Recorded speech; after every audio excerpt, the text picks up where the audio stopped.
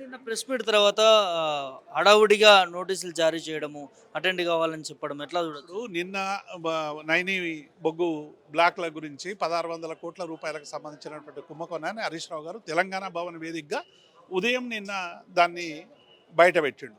అది ప్రజల్లో ఒక తీవ్రమైనటువంటి చర్చనీయాంశమైంది. ఎందుకంటే సుజనారెడ్డికి వారి బంధువుకు సంబంధించినటువంటి అంశం కాబట్టి ఇలా కాంగ్రెస్ పార్టీకి సంబంధించినటువంటి నాయకుల ప్రమేయం కుంభకోణాల్లో ఎట్లా ఉందనేటువంటి విషయం తేట తెల్లమవుతున్నటువంటి సందర్భంలో ప్రజల దృష్టిని మరలించడానికి వెంటనే ఈ సిట్ నోటీస్ నాటకం. ఇప్పుడు చర్చ అంతా సిట్ నోటీసులకు పోయింది. సుజనారెడ్డికి సంబంధించినటువంటి నైని బ్లాక్ కుంభకోణాల గురించి ఎక్కడ కూడా చర్చ లేదు.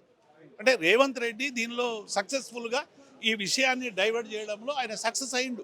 ఇలా సక్సెస్ అయ్యి హరీష్ రావు మీద కానీ వాళ్ళు ఏం చేసినా, మా మీద నోటీసులు ఇచ్చినా, హరీష్ రావు గారు నోటీసు ఇచ్చినా, కేసులు పెట్టినా, ఒక ప్రతిపక్ష పార్టీగా బాధ్యతాయుతమైనటువంటి ఒక బీఆర్ఎస్ పార్టీగా తెలంగాణ ప్రజల ఆకాంక్షల్ని గౌరవించేటువంటి పార్టీగా మేము కాంగ్రెస్ పార్టీ చేస్తున్నటువంటి అన్ని విధానాల్ని, ప్రజా వ్యతిరేక విధానాల్ని ఎప్పటికప్పుడు ఎంటగడతాం. ఈ పిచ్చి నోటీసులు, ఈ డ్రామాలు, అరెస్టులు, బెదిరింపులు మమ్మల్ని ఆపలేవనేటువంటి విషయాన్ని మేము స్పష్టం